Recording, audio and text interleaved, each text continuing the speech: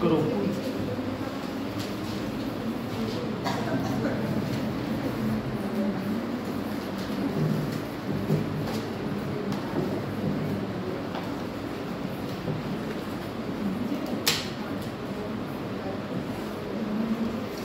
मैंने क्या बताया था, क्या लिखवाया था? राजनीतिक कुछ लिखवाया था ना, कोई टॉपिक।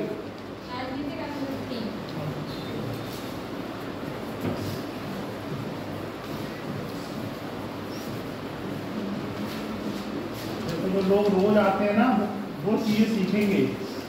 जो एक दिन आए, 2 दिन मामा के यहाँ चले गए, मौसी की इंगेजमेंट में चले गए, काम नहीं चल पाएगा। आधे लोग आते हैं, एक दिन नहीं आते हैं, नहीं आओ तो कोई प्रभाव थोड़ी है। कहाँ थी कल आप? नहीं थी, ये भी नहीं थी, ये भी नहीं थी, और बता दें, और तो सब लोग थे।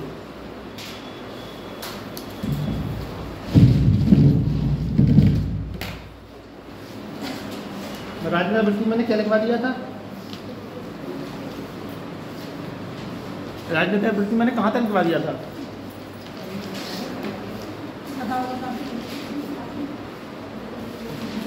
लास्ट 5 लाइन लिखवाई होगी ना।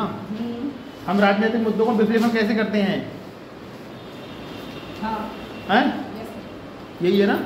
अब लिखो, टॉपिक डालो, टॉपिक डालो।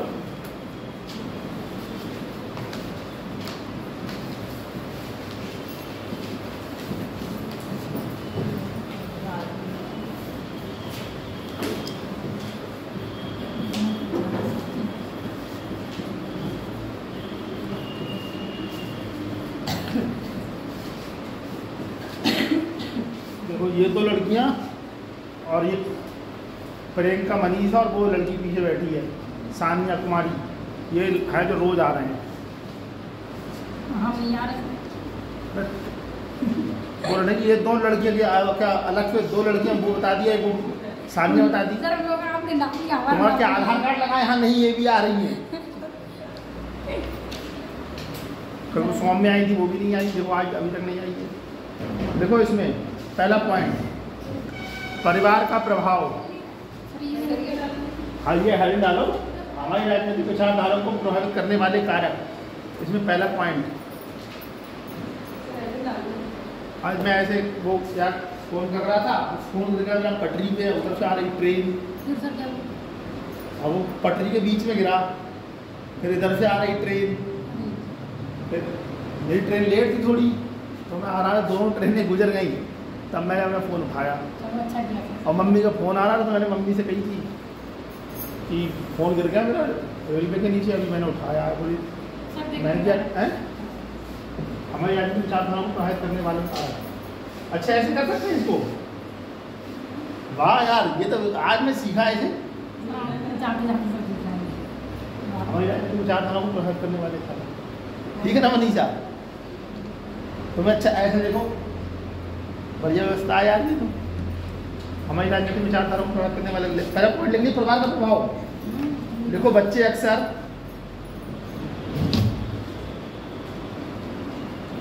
अपने माता पिता के राजनीतिक पद चिन्हों का अनुसरण करते हैं। आगे बहुत बढ़िया काम किया, आज आप आ गए। पद चिन्हों का अनुसरण करते हैं। बच्चे अक्सर अपने माता पिता के राजनीतिक पद चिन्हों का अनुसरण करते हैं। उसका उदाहरण लिखो।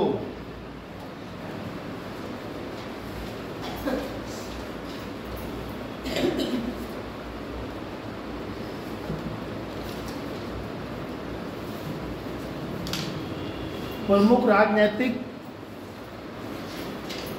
राजनीतिक हस्तियों के बच्चे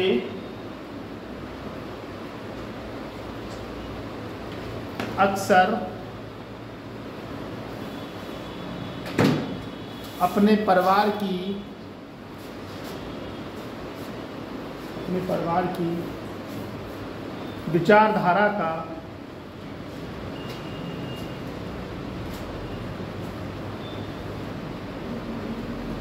और समर्थन आधार को और समर्थन आधार को आगे बढ़ाते हुए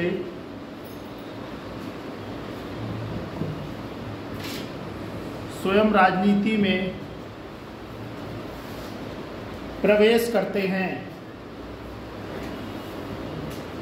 जावेद भाई कहाँ रह जाते हो यार, आए नहीं तुम, कल नहीं आए ना? कहीं चले गए थे किसी मिलने क्या? मिलने मतलब मामा के यहाँ? तुम तो गलत ही सेंस में ले जाते हो। क्या था? फ्राइडे की त्योहार था कल। जुमा मतलब शुक्रवार की नमाज, वो पढ़ना एकदम जरूरी होती है। तुम भी पढ़ती हो क्या? कमरे पर ही पढ़ लेती हो क्यों?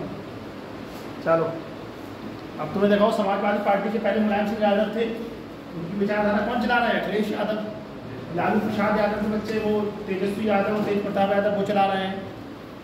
आम आदमी पार्टी में केजरीवाल भी वो चले जाएंगे तो वो बच्चे चलाएंगे। ठीक, भाजपा में जिन जिन लोगों के बच्चे हैं, जैसे प्रेम कुमार धूमिल थे हिमाचल प्रदेश के मुख्यमंत्री, उनका बच्चा जो अनुराग ठाकुर है वो उनकी बफियत को आगे बढ़ा रहा है। अरे गाँव प्रधान में ले लो, गाँव में माले बली से प्रधान बनी कभी? हाँ, इसको देख के थोड़ी आई हो, ये प्रधान भाई मुफक्कर का बच्चा ही प्रधान बने गाँव का? यार समझ थोड़ी देख के आए हैं, समझ गया ना उदाहरण इसका। राजनीतिक विचारधारा में बड़ी बड़ी हस्तियाँ होती हैं, उनके बच्चे अपने परिवार की विचारधारा पार्टी को आगे बढ़ाते हैं। पॉइंट नंबर 2 लिखो, जाति की भूमिका।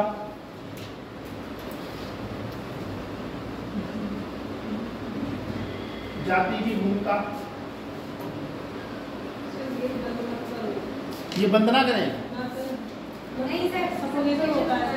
दम उड़ता है तुम्हारा बुरा दम। अच्छा कोई बात नहीं, लिखो लिखो लिखो लिखो, तुम लोग लिखो, जाति की भूमिका। किसी व्यक्ति की जातिगत पृष्ठभूमि उसके राजनीतिक झुकाव को,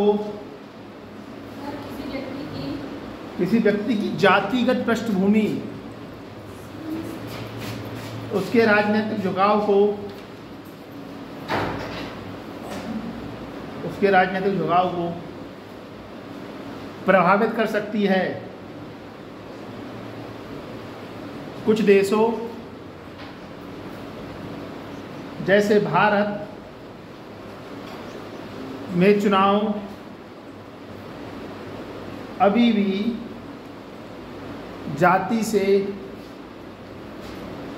काफ़ी प्रभावित हैं।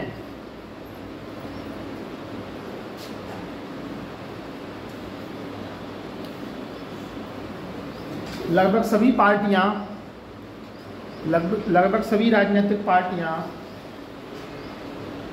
वोट बैंक हासिल करने के लिए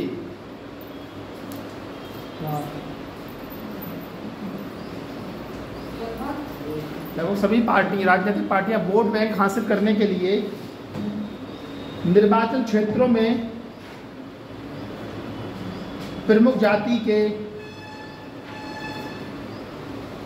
आधार पर उम्मीदवारों का चयन करते हैं। फिर से बोल देते पूरी लाइन, लगभग से बोल दीजिए। लगभग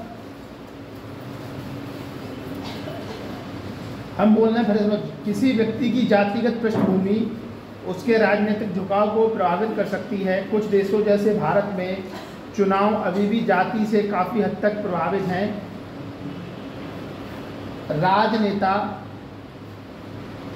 या राजनीतिक पार्टियां अक्सर वोट हासिल करने के लिए निर्वाचन क्षेत्रों में प्रमुख जाति के आधार पर उम्मीदवारों का चयन करते हैं। आपने देखा है पीलीभीत है, पीलीभीत में जब ये लोकसभा चुनाव हुआ था हाल में, तो उसमें भाजपा के प्रत्याशी कौन थे? कौन था? जितिन प्रसाद। अच्छा, और सपा से कौन था?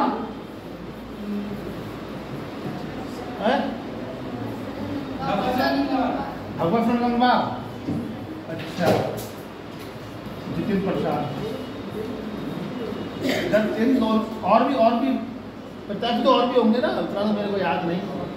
लेकिन अगर बीजेपी ने जितिन प्रसाद को वोट दिया होगा तो उसके दिमाग में कहीं ना कहीं अब धारणा रही होगी कि भाजपा का जो कोर वोटर, जिसका जो राष्ट्रवाद के आधार पर वोट दे रहा है, गंगवारों का वोट और ब्राह्मणों का वोट, उसके अलावा जो जाति समीकरण है, जिला अध्यक्ष हमने कश्यप बिरादरी का बना दिया, महामंत्री हमने मौर्य बिरादरी का बना दिया, ठीक, अल्पसंख्यक मंत्री हमने मुस्लिम कम्युनिटी का बना दिया, तो उसके आधार पर इन्होंने वोट साधने की कोशिश की होगी बीजेपी ने।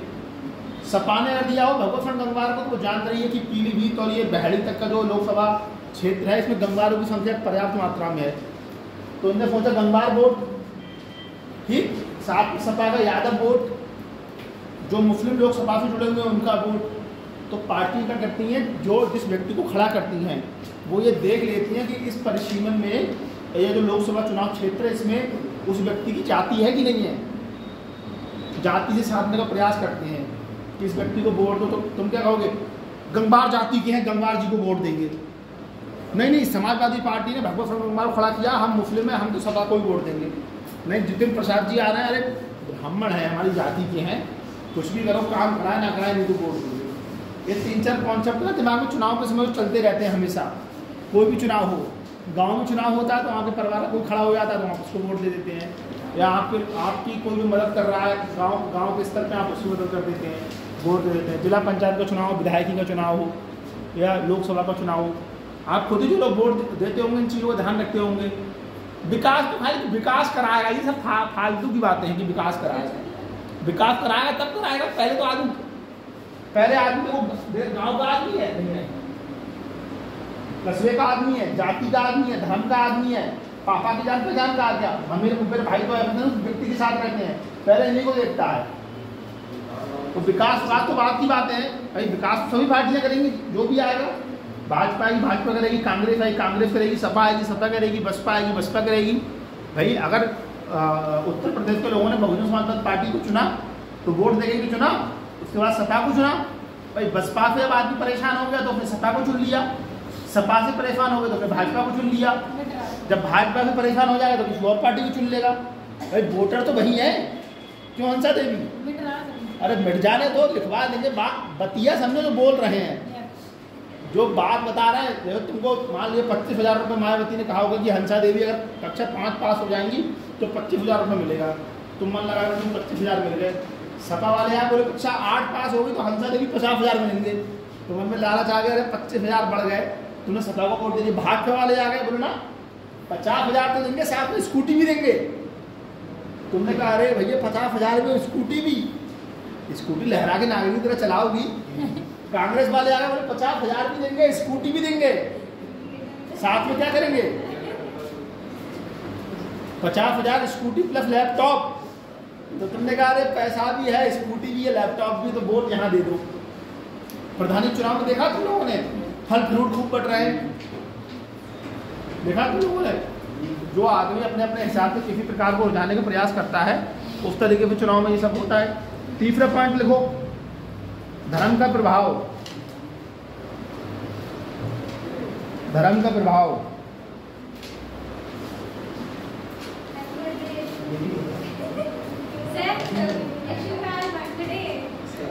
यशु का बर्थडे है, बहुत बहुत तुम्हारे लिए जन्मदिन की ढेर सारी शुभकामनाएं, हमारे लिए जन्मदिन की ढेर सारी शुभकामनाएं। खूब पढ़ो, तरक्की करो, बढ़िया सी नौकरी लो। भाई तुम इतना पीछे क्यों बैठ गए, कोई बात है क्या? तुम्हारा नाम क्या था? चमन सिंह क्या? नहीं यार हंसा मत करो, भूल जाओ। चरण सिंह, जो नाम कुछ ही लोगों को याद रह गए, देवकी, हंसा देवी, प्रियंका, मनीषा, सानिया, परवीन और सिमरन और जावेद भाई। अरे रुक तो जाओ, मुझे तो बोल दो। सायरा, तेजपाल जी, यशु, अंकित, अभय, आदित्य में से कोई एक नाम है, हाँ जो भी हो। तो जो बच्चे रोज आ रहे हैं उनसे ज़्यादा वो हो जाता है। अभी बहन जी नहीं आई, 2-3 दिन दिखाई पड़ी, तो कैसे नाम याद करेगा कोई? क्या नाम है तुम्हारा? पलक, तुम्हारा? चमन कुमारी। अच्छा कोई बात नहीं। पलक चमक, तुम्हारा बहन जी स्वाति, पलक चमक स्वाति। चरण भाई समझे ना। पॉइंट नंबर 3 लिखे क्या लिखवाया मैं, धर्म का प्रभाव। लिखो धार्मिक विश्वास नैतिक मूल्यों को आकार दे सकते हैं।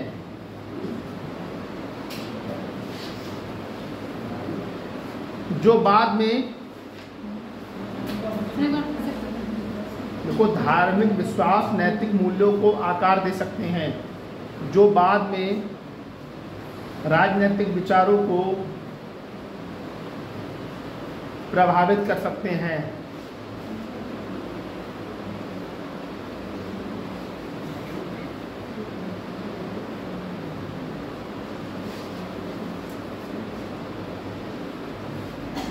अब देखो उसका उदाहरण लिखो बढ़िया वाला, ऐसा उदाहरण लिखवा के जा रहा हूँ जो याद रहे जीवन भर, कभी भी कॉपी खोल लो तुम लोग। तो देखो धार्मिक तनाव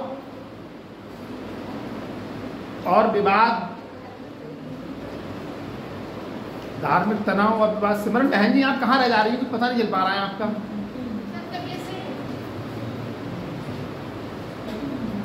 धार्मिक तनाव और विवाद जैसे भारत में अयोध्या विवाद, ठीक,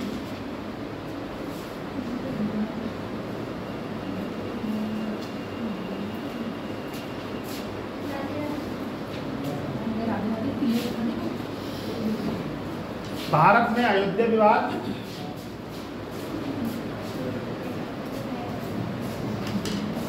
मध्य पूर्व में इजराइल और फिलिस्तीन विवाद। बोलो मत, अपना काम करो, लिखवा रहा है लिखो, ठीक है। भारत में अयोध्या विवाद, मध्य पूर्व में इजराइल और फिलिस्तीन विवाद। आपने देखा भारत में जो अयोध्या मंदिर को लेके भगवान राम का जन्म बाड़ बनाने मंदिर तोड़ दिए, और फिलिस्तीन वाली जो मस्जिद है वो कहते हैं ये हमारा वो है, ये हमारी पुरानी मस्जिद है जो हमारे धर्म से जुड़ी हुई है। ईसाई आते हैं कहते हैं हमारा यहाँ से हुआ। यहूदी आपने अपना बताया, तो यहूदी ईसाई और मुस्लिम समाज को लेकर जो फिलिस्तीन आप सोशल मीडिया पर चल रहा है उन्होंने देखा होगा, ठीक है। उसमें सब लोगों का पक्ष रखना है कि ये सही है, ये सही है, वो सही है, ठीक है। कोई छोटा विवाद भी होता है ना, धार्मिक विवाद में कोई छोटा विवाद गाँव मोहल्ले में हो जाता है, उसमें भी वो एक पक्ष बताएगा नहीं हम इस जगह सही हैं, दूसरे पक्ष बताएगा हम इस जगह सही हैं। जो मजबूत पड़ गया वो ले लेता है। भाई पुलिस की मजबूत हो गया, न्यायपालिका का माध्यम मजबूत हो गया, पैसे से मजबूत हो गया, तो बताए ना। फिलिस्तीन में देखो कितने बच्चे जो अमेरिका बम बरसा रहा है, कितने मुस्लिम बच्चे बेचारे रोज प्रतिदिन मतलब अटैक कर रहा है मिसाइल से, ऊपर से मिसाइल आई और जहाँ गिरी अभी स्कूल के बच्चे मारे 3-4 में। साले अमेरिका जो ईसाई लोग कम्युनिटी होती है ना, इन लोगों ने शुरू से ही अपनी विचारधारा थोपी है लोगों पे, क्योंकि ये लोग हमसे ज़्यादा सभ्य हैं। इनके पास ऐसे यंत्र मैकेनिज्म तकनीकी वो हर चीज़ का प्रयोग करते हैं।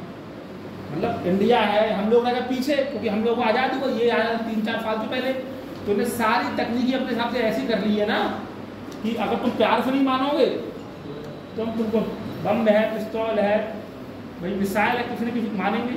अब विवाद क्या जरा था भाई, मंदिर वो मस्जिद है, फिर उनका हरमन शरीफ है, कुछ ऐसे करके है। एक स्थल उस पर यहूदियों में, ईसाइयों में, मुस्लिमों में आपस में चल रहा है वहाँ पर, और पता नहीं कब तक चलेगा, बहुत सालों से चल रहा है, ठीक। शिक्षा का प्रभाव, अगला पॉइंट, शिक्षा का प्रभाव।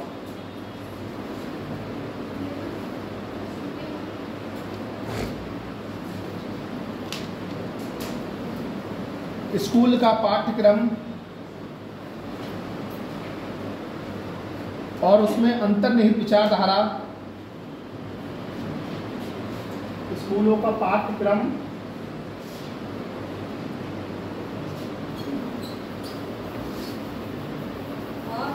और उसमें निहित, क्या बोला यार मैंने, विचारधारा छात्रों की राजनीतिक मान्यताओं को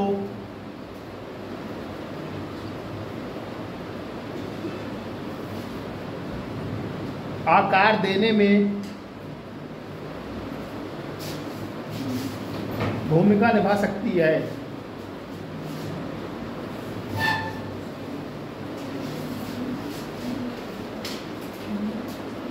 जैसे चीन की शिक्षा प्रणाली,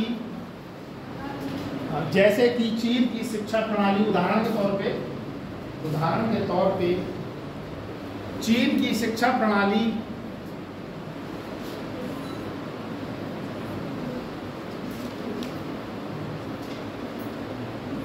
साम्यवाद पर जोर देती है, कम्युनिज्म साम्यवाद पर जोर देती है। अमेरिका की शिक्षा प्रणाली पूंजीवाद पर जोर देती है।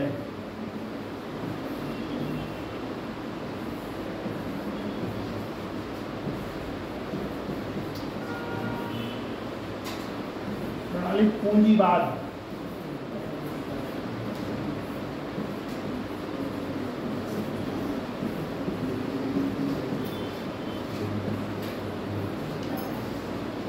इसलिए पूंजीवाद पर जोर देती है। देखो जितने भी देश होते हैं ना, उनका जो लास्ट उद्देश्य होता है अपनी जनता को वेलफेयर स्टेट का, जो लोक कल्याणकारी राज्य की अवधारणा है, शिक्षा हो, स्वास्थ्य हो, बढ़िया पानी हो, बिजली हो, सड़क हो, समझ रही ना। तुम लोग सुन ही रहे, पता नहीं कहाँ ध्यान है तुम लोगों का। ऐसा लगता है कि मेरे ऊपर एहसान कर रहा है, यहाँ पढ़ने आ रहे हो।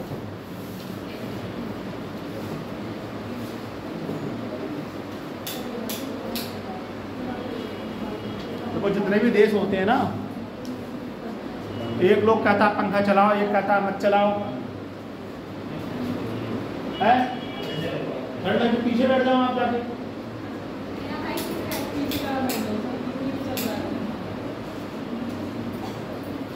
तुम लोग कोई सीरियस नहीं हो, तुम लोग ठीक, बहुत सीरियस बता रहा हूँ तुम लोगों को, बुरा मत माना। तुम में से कोई सीरियस नहीं सिविल सर्विसेज के लिए।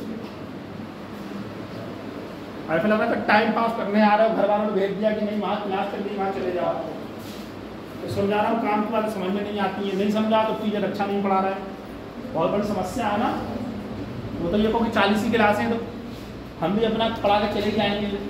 आपको भी इच्छा होगी तो आप पढ़ लेना, नहीं मारे तो मत पढ़ना आगे। तो यहाँ आया करो क्लास में, तो शांति से बैठ जाया करो, पेन दे दो, ये दे दो, बिल्कुल मत आया करो, ठीक। बहुत दिक्कत हो, कोऑर्डिनेटर से मना कर दो, मैं चला जाऊँगा यहाँ से, तो यही नौकरी नहीं है मेरे लिए। भाई मजबूरी आ रहा हूँ पैसे कमाने के, 4 पैसे, ठीक है। सिग्नेचर करना है एक दिन, सब लोग दे देना जाके कि वो सर अच्छा नहीं पढ़ाते, और दूसरा सर को बुला दो, दिल्ली से आ जाए, बम्बई मुंबई से आ जाए पढ़ाने के लिए। कोई चीज़ यार घर से पहले पढ़ के आते हैं, 4 घंटा सोचते हैं कि ये वाला एग्जाम पे लाएगा तो ऐसे उदाहरण देंगे। आप लोग पता नहीं कहाँ का व्यस्त हो जाते हैं।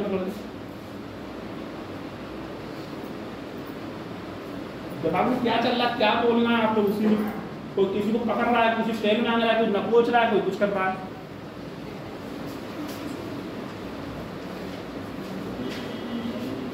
तुम लोग कितना सीरियस हो, इतना समझ सकते हो। 10 क्लास में होगी, किसी ने अभी तक ये नहीं पूछा कि सर एथिक्स की कोई अच्छी बुक बता दो। अपने आकलन कर लेंगे अपने हिसाब से, ठीक है। 8 क्लास में होगी, तुमने किसी ने अभी तक ये नहीं पूछा कि सर एथिक्स के लिए कोई अच्छी बुक बता दो। बहुत सही बता रहा हूँ मैं। पढ़ने को 10,000 बच्चे दिल्ली में पढ़ रहे हैं, दृष्टि IAS में, हजारों बच्चे ऑनली IAS में, विजन में, हिंदू, बाजीराव, रवि है, ऑनली IAS GS पर पढ़ ही रहे हैं सब जगह। मैंने आपको बताया कि भारत, कोई भी देश दुनिया का जो भी होता है, जब चुनाव के माध्यम से वहाँ सरकार हो, वहाँ राजतंत्र हो, जैसे सऊदी अरब है, मध्य पूर्व के जो अपने देश में जो इस्लामिक पद्धति है, कहते हैं कि कुरान के आधार पे, कुरान हदीस उनकी जो भी अपनी मतलब कॉन्सेप्ट है वो फैलाते हैं, शासन करते हैं। भारत में जो लोकतंत्र, अमेरिका में लोकतंत्र है, चीन में जो साम्यवादी व्यवस्था है, ठीक है। जहाँ जहाँ कुछ जगह लोकतंत्र के माध्यम से तानाशाह पैदा हुए हैं, कुछ जगह क्या होता है कि वोटिंग हुई, जैसे हमने इस बार मोदी जी प्रधानमंत्री है, मोदी जी चले जाएंगे तो कोई और प्रधानमंत्री बनेगा। मोदी जी पहले मनमोहन सिंह थे, मनमोहन सिंह पहले भी कोई प्रधानमंत्री रहा होगा। तो धीरे धीरे जो चीज़ें चल रही है ना, हर सरकार का उद्देश्य ये होता है कि हमारे देश की जितनी जनसंख्या है, लोक कल्याणकारी राज्य, वेलफेयर स्टेट कोई भी हो, चीन का साम्यवाद हो, अमेरिका का पूंजीवाद हो, भारत की मिश्रित अर्थव्यवस्था हो, सबका केवल और केवल एक ही उद्देश्य होता है कि हम अपनी कंट्री के लोगों के लिए जितना अच्छा शिक्षा दे सके, जितना अच्छा स्वास्थ्य दे सके, बढ़िया सड़कें हों, ट्रांसपोर्टेशन बढ़िया हो, बढ़िया बिजली हो, स्वच्छ और साफ पानी हो। आपने पहले देखा होगा कि पहले लाइट बहुत नहीं आती थी, ठीक है। अब लाइट पहले के मुकाबले थोड़ा अच्छी आ रही है, ठीक। पहले सड़कें थी, आपने खुद देखा होगा, पीलीभीत या बीसलपुर या पूरनपुर के जो लोग हो गए, पहले खुद आपने देखा होगा, आप छोटे हो गए तो इतनी अच्छी सड़कें नहीं होंगी, बिजली की उतनी अच्छी व्यवस्था नहीं होगी, ट्रांसपोर्टेशन की उतनी अच्छी व्यवस्था नहीं होगी, छोटी लाइन होगी रेलवे की। लेकिन सरकारें जैसे जैसे आती गई, सरकार के पास जैसे जैसे पैसा होता गया, सरकार ने पैसा कलेक्ट करके जो डेवलपमेंट, इंफ्रास्ट्रक्चर डेवलपमेंट, अब संरचनात्मक विकास जिसे बोलते हैं, उसका मेन उद्देश्य केवल ये था कि अगर हम आम जनता को उसकी ज़रूरत की चीज़ें प्रदान करेंगे, जैसे किसी सरकार ने आपको बढ़िया शिक्षा दी, अच्छा स्वास्थ्य दिया, बढ़िया सड़कें दी, स्वच्छ पानी दिया, लड़कियों के लिए सुरक्षा दी कि भाई रात में हम टहलने में कोई लड़का या कोई दूसरे व्यक्ति में छेड़खानी न कर सकते, लड़कों को रोजगार दिया, ठीक, वृद्ध लोगों को पेंशन दी, या छात्रों को मुफ्त शिक्षा दी। जैसे दिल्ली में केजरीवाल जी ने क्या किया कि महिलाओं के लिए जो बसें फ्री की, ठीक। उत्तर प्रदेश में भी कोई कॉन्सेप्ट 5 चल रहा होगा स्कीम, जैसे यही चल रही है स्कीम मुख्यमंत्री विद्या कोचिंग योजना की। जो बच्चे चाहें जो दिल्ली बेचारे नहीं जा सकते हैं, तो उनके लिए मुख्यमंत्री विद्या कोचिंग योजना के माध्यम पुलिस की तैयारी है, नीट की तैयारी है, यूपीएससी की तैयारी है, उसके माध्यम से भाई आप लोग अगर यहाँ हो तभी तो हो ना, भाई स्कीम चल रही है, योजना चल रही है, आप लोग होते बिल्कुल नहीं होते यहाँ। मोदी जी आज में पीएम किसान सम्मान निधि चलाई, जिसमें 2000 रुपये मिलते हैं, ठीक है। चीज़ों को डिजिटल किया गया, पहले तो बहुत ज़्यादा घपलेबाजी की चीज़ें डिजिटल नहीं थी, अब तो आधार कार्ड सारी चीज़ें लिंक है, आप जरा सा होशियार लोगों को पकड़ जाओगे। तो कोई भी शिक्षा प्रणाली हो, चाहे साम्यवाद हो, अमेरिका का पूंजीवाद हो, भारत की जो मिश्रित अर्थव्यवस्था, सबका उद्देश्य केवल एक ही होता है कि हम अपने लोगों को बेहतर स्टेट के कॉन्सेप्ट को लागू कर सकें। इसमें क्या होता है कि जैसे जब आप विश्वविद्यालय में जाओगे, अच्छे विश्वविद्यालय में पढ़ोगे, वैसे तो सभी विश्वविद्यालय अच्छे होते हैं, ऐसा नहीं कि कोई, अब जैसे कोई दिल्ली में JNU है, बनारस में BHU है, जामिया मिलिया इस्लामिया है, अलीगढ़ मुस्लिम यूनिवर्सिटी है, हैदराबाद में IFLU है। जब आप विश्वविद्यालय में जाते हो ना, जब बड़ी जगह जाते हो, तो इस क्लास में आप बैठोगे तो पीलीभीत के ही लोग होंगे लगभग। कोई पीलीभीत जिले का बाहर है, कोई है पीलीभीत का? लेकिन यहाँ कुछ लड़के बरेली से आ जाएं, कुछ शाहजहाँपुर से आ जाएं, कुछ सीतापुर से आ जाएं, कुछ लखीमपुर खीरी से आ जाएं, कुछ रामपुर से आ जाएं। मतलब उत्तर प्रदेश के सभी लड़के, हर जिले के 8-8, 10-10 बच्चे यहाँ आ जाएं और इस क्लास में बैठें, और कम से कम 300-400 लोगों का बैच हो, तो उसमें से क्या सीखने को मिलेगा कि सीतापुर का कल्चर अलग है, लखीमपुर खीरी का कुछ कल्चर जरूर पीलीभीत से चाहे भले ही हल्का अलग हो। शादी विवाह के मामले में जैसे आप शादी में देखते हो तो पंजाबियों की शादी में कुछ कल्चर अलग है, मुस्लिम कम्युनिटी की शादी में कल्चर अलग है, हिंदू कम्युनिटी की शादी में कल्चर अलग है, पंजाबियों की शादी में कल्चर अलग है। आप क्या करोगे, कुछ चीज़ें सीखोगे, आपको चीज़ें ना सीखने को मिलेंगी। जब आप चीज़ों को सीखते हैं तो आपका दिमाग खुलता है। जैसे ऐसा एक लड़का, जैसे क्लास 1 का एक कक्षा, कोई लड़का किसी लड़की के पास कक्षा 1 से ही बैठना शुरू कर दे तो उसको, लड़की को लेकर बहुत हाय तौबा या आफत नहीं मचाएगा वो, कि लड़की होती है, लड़की से बात करते, ये करते। जहाँ कोएड एजुकेशन होती है, वो लोग बहुत ज़्यादा लड़कियों को लेकर ना, देखो नहीं होता कि लड़की छेड़खानी कर दी है, कमेंट पास कर दी है इस तरीके से, क्योंकि उन्हें पता है जो परिसरीय विद्यालय जैसे हमारा BHU है, जामिया है, अलीगढ़ मुस्लिम यूनिवर्सिटी है, JNU है, DU है, जैसे तुम रोज एक लड़का एक लड़की से रोज मिल रहा है, रोज बातें कर रहा है, तो तुम्हारा पेट भर ही जाएगा। भाई सुबह उठे, आज चाय पिए, फिर चाउमीन खा लिए, मैगी खा लिए, खाना खा लिए, बात कर लिए, सिलेबस पर बात कर लिए, प्रेम का होगी तो प्यार मोहब्बत की 4 बातें कर लिए, भर गया ना पेट दिन भर में। अब अगले दिन का देखोगे। लेकिन जो लड़का लड़की के साथ पढ़ा नहीं, उसके लिए लड़की तो नहीं, जैसे लड़के देखते हैं, लड़कियां तो अलग ही तरीके की हैं, लड़के देखेंगे तो जैसे लड़का बिल्कुल अलग तरीके से। इससे क्या होता है ना कि तुम्हारी सोच बढ़ती है, तुम्हारे सोचने का तरीका बढ़ता है। जब तुम कई कम्युनिटी के लोगों के साथ, जैसे यहाँ अगर हिंदू, मुस्लिम, सिख, ईसाई, जैन, यहूदी या ईसाई 5-6 धर्म के लोग बैठ जाएं, तो तुम्हें उत्सुकता रहेगी कि यार मुस्लिम धर्म के बच्चे से कुछ सीख लेते हैं हम। जैसे उनका कोई त्यौहार आए, ईद क्या होती है, रोज़ा क्या होते हैं, आप पूछोगे नवदुर्गा क्या होता है, भंडारा क्यों चल रहा है, समझ रहे? तुम्हें उत्सुकता रहेगी, अपने से उत्सुकता रहेगी तुम्हारे मस्तिष्क में, चीज़ों को जानने की, चीज़ों को सीखने की, अपने से बिल्कुल।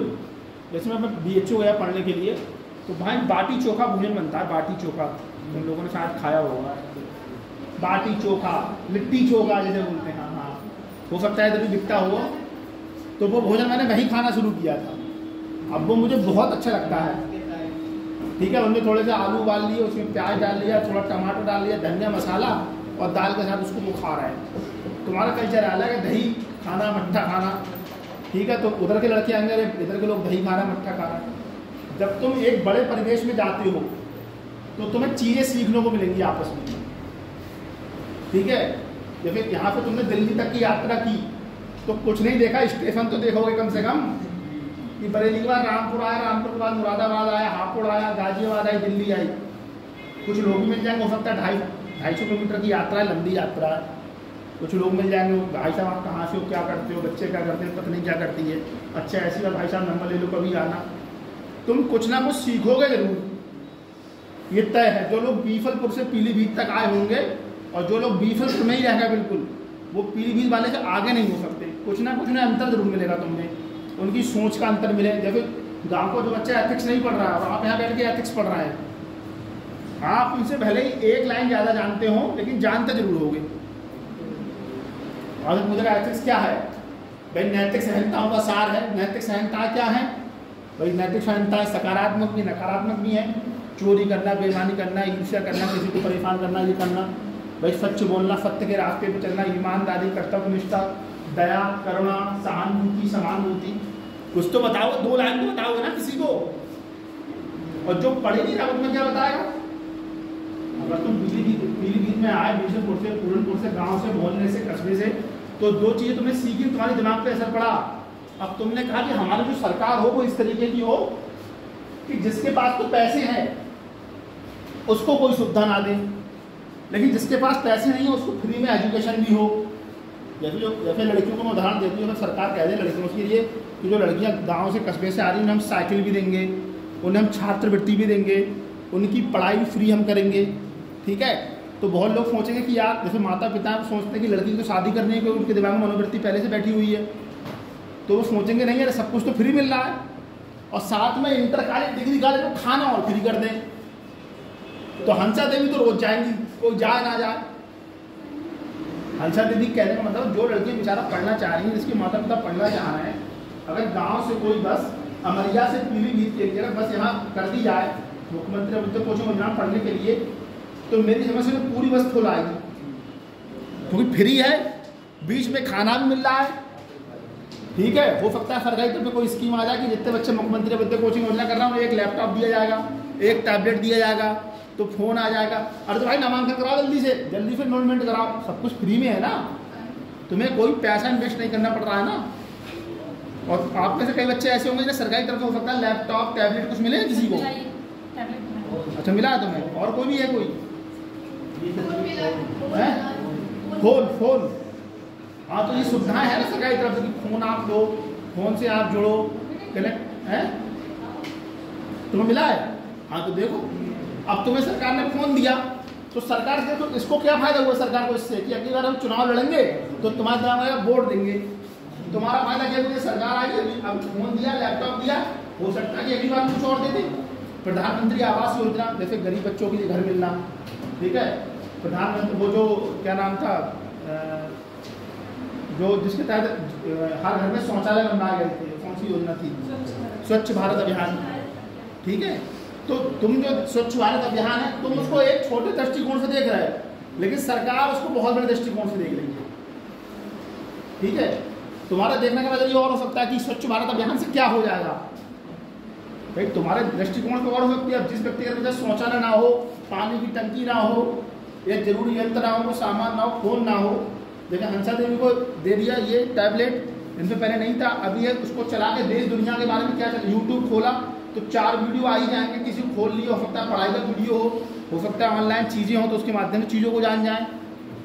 दिमाग जिस तुम शिक्षा प्रणाली में रहते हो, जिस देश में रहते हो, वहाँ जाने के बाद हर आदमी का दिमाग ना अपने से चेंज हो जाता है, उसमें कुछ ना कुछ बहुत सोचना नहीं है, कुछ भी धीरे धीरे पढ़ते जाओगे। जैसे मैंने एथिक्स के लिए कम से कम 2017 से अब तक 13-14 किताबें पढ़ी है केवल एथिक्स के लिए। जब मैंने PCF UPSC मेंस दिया उसके लिए बता रहा हूँ, सिलेबस में तो था ही ये, BA first semester, second semester, third और फोर्थ में एथिक्स, लॉजिक और इंडियन थिंकर और वेस्टर्न थिंकर, ठीक, कांट है, लीगल है, महात्मा गांधी है, नेहरू ये है, तो इस तरीके से। ठीक, तो अपने सिलेबस में किताबें पढ़ी, तैयारी के दौरान जब मैंने मेन सेट का उसके लिए 10 किताबें अलग से पढ़ी, तो उससे क्या होता है कि दिमाग खुला ना, पहले तुमने एक चीज़ को पढ़ा, फिर तुमने और चीज़ों को पढ़ा, तो जो भी जिस देश में जो भी विचारधारा होती है, साम्यवाद, लोकतंत्र, पूंजीवाद, व्यवस्थित व्यवस्था, उससे आदमी का दिमाग खुलता है, उसमें प्रभाव पड़ता है। ठीक है, और सरकार के जो मैनिफेस्टो होते हैं चुनाव के दौरान, जो चुनाव, तुम वहाँ बैठो, हाँ तुम्ही से कह रहा हूँ वहाँ बैठो, हाँ हाँ आप बैठ जाओ वहाँ उधर बराबर वाली सीट पे, उस पर जाके ना, आप उस पर बैठ जाओ ना।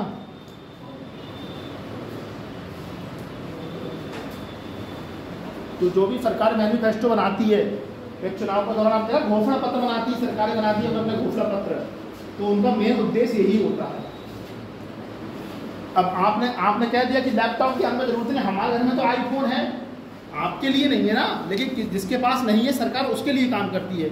आपने कल एक सेंटेंस लिखा था सर्वोदय और अंत्योदय।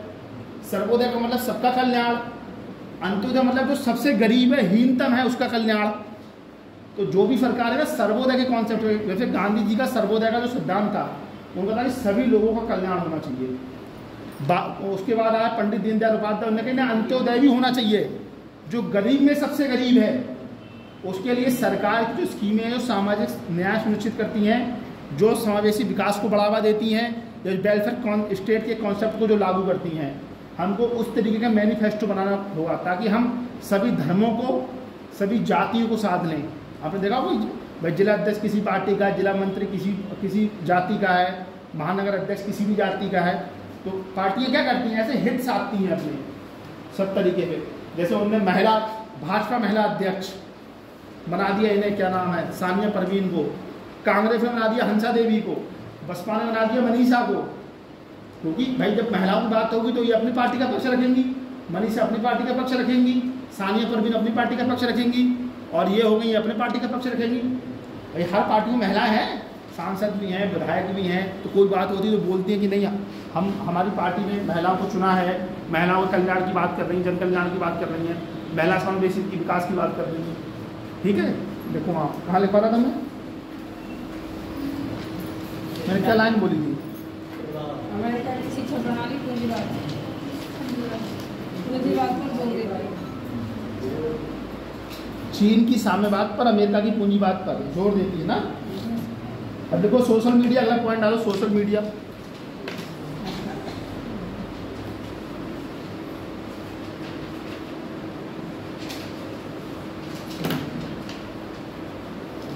आईटी के युग में, आईटी इंफॉर्मेशन टेक्नोलॉजी, आईटी के युग में, आईटी के युग में सोशल मीडिया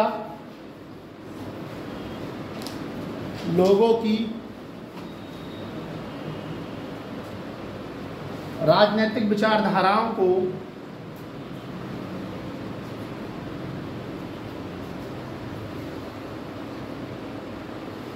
प्रभावित करने वाले प्रचार का एक प्रमुख उपकरण बन गया है।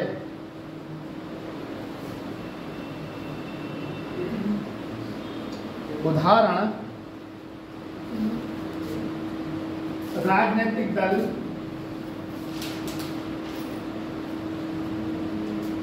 वोट बैंक की प्राप्ति के लिए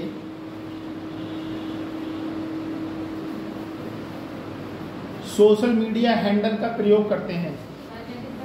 सोशल मीडिया हैंडल या सोशल मीडिया प्लेटफॉर्म का प्रयोग करते हैं। हैंडल या प्लेटफॉर्म कोई एक चीज, फिर से बोल दूँ, ठीक है बोल रहा है, फिर से बोल। राजनीतिक दल वोट बैंक की प्राप्ति के लिए सोशल मीडिया प्लेटफॉर्म का प्रयोग करते हैं।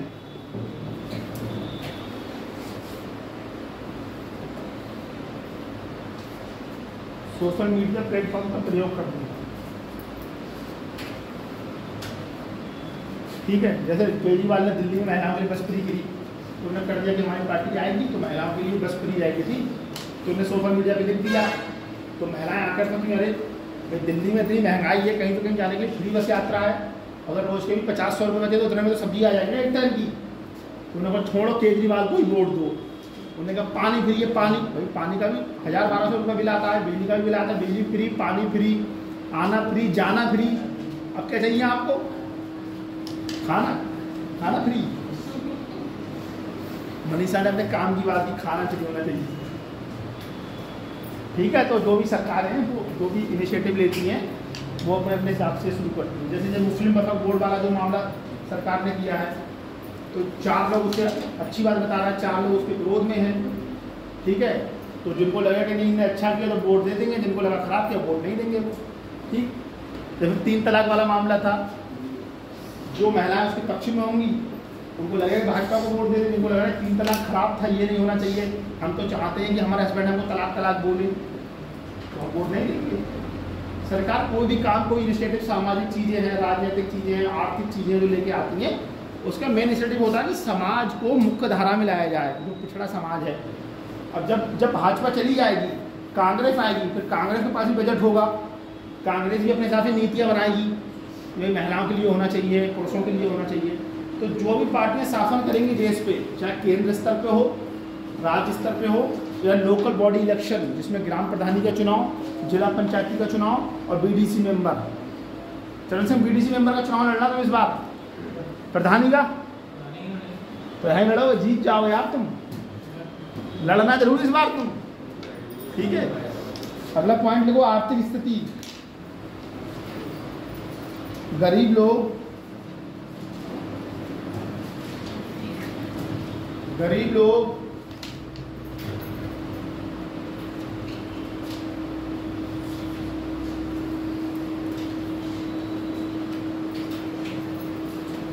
समाजवादी विचारधारा को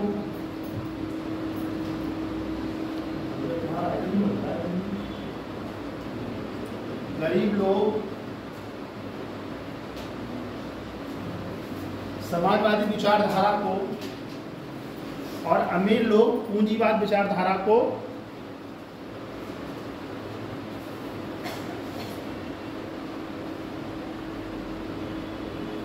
विचारधारा की ओर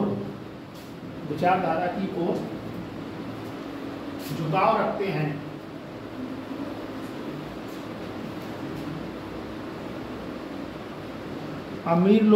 गरीब लोग समाजवादी विचारधारा की ओर और अमीर लोग पूंजीवादी विचारधारा की ओर झुकाव रखते हैं। समाजवाद में क्या होता है ना, झुकाव रखते हैं। जैसे क्या नाम तुम्हारा, सिमरन कुमारी ने कहा कि सरकार ऐसी होनी चाहिए कि किसी व्यक्ति के पास बहुत संपत्ति ना रहे। ठीक है, कम से कम संपत्ति हो, ठीक, सभी लोगों के पास बराबर संपत्ति रहे। सानिया फिर भी बोली ऐसा नहीं हो सकता, मैं पढ़ लिखी बनी हूँ डॉक्टर, तो मैं पैसे कमाऊंगी, मैं क्यों खाली दवाई दूँ खाना खाऊं। ठीक है भाई, मैं पढ़ी हूँ तो मेरे घर वालों ने पढ़ाया, पैसे खर्च किए हैं और मैं एजुकेशन ग्रहण करके मैं तो पैसे कमाऊंगी। लेकिन सिमरन कह रही है नहीं, पैसे तो तुम कमाओगी लेकिन तुम एक सीमा के अंतर्गत पैसे कमाओगी, इससे ज़्यादा तुम्हारे पैसा नहीं होना चाहिए तुम्हारे पास। अब इन दोनों में आपस में विरोध हो गया, तो सिमरन ने क्या किया, कांग्रेस पार्टी का निर्माण किया। ठीक, सानिया ने क्या किया, भाजपा का निर्माण किया। तो सानिया बोली जो हमारी पार्टी आएगी तो जो लोग अपनी मेहनत से, मजदूरी से ज़्यादा जितना योग्यता में जितना पैसा कमा सकते हैं हम उनका समर्थन करेंगे। सिमरन कहेगी जब हमारी सरकार आएगी तो ये जितने पूंजीपति किस्म के लोग हैं जो बहुत धन कमा के करोड़ों अरबों रुपए का धन कमा लिया है, इस धन पे हम नियंत्रण करेंगे। इनके धन से हम अच्छी सड़कें बनवाएंगे, अच्छे रोड बनवाएंगे, अच्छे अस्पताल बनवाएंगे, सरकारी योजनाओं को लागू करेंगे ताकि गरीब आदमी का विकास हो सके। समाजवाद बोलता है कि राज्य तो होना चाहिए लेकिन आदमी राज्य के नेतृत्व में होना चाहिए। क्या समाजवाद बोलता है, राज्य तो होना चाहिए लेकिन आदमी राज्य के नेतृत्व में होना चाहिए, राज्य की जो अर्थव्यवस्था हो वो नियंत्रित होनी चाहिए। ठीक है, जैसे आपने देखा होगा कि जब भी कोई प्राइवेट कहते हैं निजीकरण किसी चीज़ का हो रहा है तो निजीकरण करने के लिए सरकार से अनुमति लेनी पड़ती है। ऐसा नहीं कि डिटॉल साबुन का रेट आप 150 रुपये रख दोगे, भाई जो कंपनी से बना रही है, जो केमिस्ट होंगे, जो बनाने वाले होंगे, जो इस पर कंट्रोल करेगी, तो वो देखिए लागत कितनी आ रही है, क्या है। तो 150 रुपये का नहीं कर सकते आप समाजवादी व्यवस्था में। सरकार तय करेगी जो आप बना रहे हो उसमें आपको कितना फायदा दिया जाए। लेकिन सामने प्रवीण कह रही ना डिटॉल तो 300 रुपये का रहेगा। भाई मेरी कंपनी बना रही है, मैं चाहे कितना भी रखूँ, ऐसा नहीं होता है। देश की जो अर्थव्यवस्था सरकार द्वारा नियंत्रित होती हैं, उनको सरकार अपने हिसाब से कंट्रोल करती है। कहते हैं सार्वजनिक निजी साझेदारी के माध्यम से, PPP पब्लिक प्राइवेट पार्टनरशिप, उसके माध्यम से देश का विकास हो रहा है। अब देखो टोल टैक्स भी लगे होते हैं, सरकार के पास पैसा नहीं होता, सरकार किसी एजेंसी को देती है कि आप टोल टैक्स लगाइए और लोगों से पैसा वसूलिए, हमारा जितना हमने आपको दे दिया कि हमें आप इतना कमा के दीजिए इतने सालों में, 5 साल आप लगाएंगे, 5 साल में आप जितना कमा लीजिए उसका 40% हमारा रहेगा, 60% काम करेगा। तो उस टोल टैक्स, जहाँ टोल टैक्स लगा होता है, तो नवाबगंज से पीलीभीत के बीच में लगा हुआ है, तो टोल टैक्स कंपनी रोड का निर्माण करती है, सरकार नहीं करती है। सरकार को तो अपना 40% फायदा चाहिए। आप टोल टैक्स का निर्माण करो, आप जो भी रोड खराब हो रहा है उसका निर्माण करो, कहीं डिवाइडर लगना है डिवाइडर लगाओ, सड़कों पर जो लाइटिंग आपने देखा होगा ना कि जब आप लोग आते हो कई जगह सड़कों पे लाइटिंग है, रात में लाइटें लगी हुई हैं, तो वो सब वही कंपनियाँ ही करती हैं। सरकार ने कह दिया कि हमें 40% मुनाफा दो। जैसे हंसा देवी को हमने एक दुकान खुलवा दी जलेबी की और बोल दिया कि 1000 रुपये का बिकेगी तो 400 हमारे, 600 तुम्हारे हैं। अब तुम्हें 400 तो हमें देनी है, अगर तुम 1500 भी कमा लो, 2000 कमा लो तो वो तुम्हारे हैं, लेकिन 400 रुपये तुम्हें हमें देने चाहे जो भी करो। ठीक है, बहुत लोग ऐसे हैं कि दुकान खोल ली, किसी लड़के को 8000, 10,000, 20,000, 50,000 रुपये बैठा दिए। स्टेशन पे आपने देखा होगा कि वो छोटे छोटे काउंटर हैं टिकट वाले, वो छोटी सी मशीन लगी, देखी है आपने? देखी है मशीन, एक छोटी सी मशीन नहीं देखी स्टेशन पे? अरे देख रही है, व्यक्ति जो रहता है टिकट देता है, टिकट कैसे नहीं देखी है तो आप कह रहे हैं। हाँ, तो वो क्या है, प्राइवेट पार्टनरशिप के तहत ही है कि भाई हाँ भीड़ जब ज़्यादा हो जाए तो आप यहाँ पर टिकट ले लो। मैं तो उसी से ही टिकट लेता हूँ, छोटी वाली मशीन रहती है, टिकट तो सेम ही है, एक ही टिकट, भाई लाइन नहीं लगानी पड़ेगी, आप लाइन से बच गए। जैसे आप जब बीमार हो जाते हो और आपके पास पर्याप्त मात्रा में पैसे हैं तो आप प्राइवेट डॉक्टर को दिखाते हो नहीं दिखाते हो? भाई गरीब आदमी हो तो कोशिश करते हो कि यार सरकार फर्जी हमारा काम हो जाए। भाई एक मिनट रुक जा, आराम से मैं बोलता हूँ, बस पता ही नहीं पता कि मैं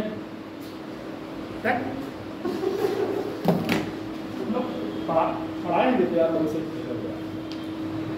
जो तुमको मैं नंबर दे जाऊँगा, ठीक है? अब ये पढ़ के आना मैं पूछूंगा इसी में से, ठीक? और जो क्वेश्चन पूछना फ़ोन करके, शाम को 6 से 8 खाली रहता हूँ, ठीक? कहाँ पढ़ा रहा था मैं? जो गरीब इंसान है वो चिकित्सा से दवा ले सकता है। जैसे गरीब आदमी है तो जिसके पास पैसा नहीं, बेचारा क्या करेगा? सरकारी अस्पताल में जाएगा, जिसके पास पैसा होता है डॉक्टर को दिखा देता है, क्योंकि उसके पास पैसा है। नहीं है तो भाई कैसी दवाई मिल जाए, हमारा बच्चा ठीक हो जाए, हमारी पत्नी ठीक हो जाए, हमारा भाई ठीक हो जाए। पैसे नहीं होते तो अंत में दम ही तोड़ देता है आदमी। आपने देखा हो कई बार कि रिक्शे पे ही लाश जा रही है, सोशल मीडिया में देखा नहीं आप लोगों ने, फ़ोन चलाते होगे तो रिक्शे पे ही लाश जा रही है। बहन जी मैंने क्या लाइन बोली, मैंने क्या लाइन बोली है?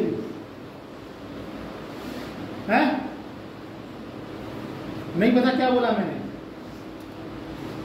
तुम लोग मत आया करो यार, हर जाके टाइम खराब करते हो तुम लोग। बड़ा आराम, पता है नहीं कहाँ बैठने को, कहाँ जाना क्या है। एथिक्स पढ़ रहा है, मुनाफा नाम की चीज़ ही नहीं है।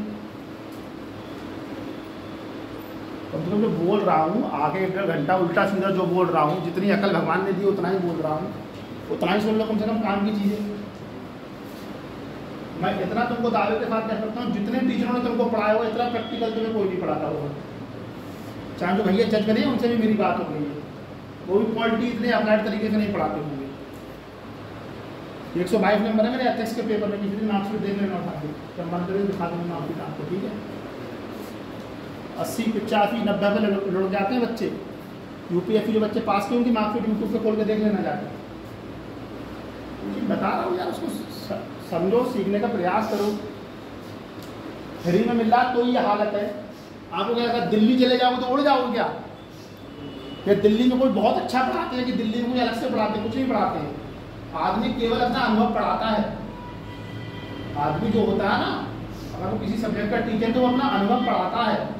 पढ़ने को तो मैं नहीं पढ़ लिया, तो पढ़ना था, गोल्ड मेडलिस्ट हुए थे एमए का, तभी पढ़ लिए, तो उसके बाद थोड़ी पढ़ रहा है, तो मेंस लिखना ही लगातार, कहीं इंटरव्यू दे रहा है, कहीं मेंस दे रहा है, कहीं फेल हो रहा है, कहीं इंटरव्यू दे रहा है, यही करता है आदमी जो चीज़ सीख के आ रहा है। आपको बताते हैं, मैंने 2017 PCS का पेपर दिया था, तो यूनाइटेड मैंस में अमित सिंह जो इंडिया का टॉप टीचर है एथिक्स का, उसने एक क्वेश्चन पूछा था एथिक्स के संबंधित में, अपने दोस्त के साथ गया था, नवीन चंद्र के साथ। कहाँ से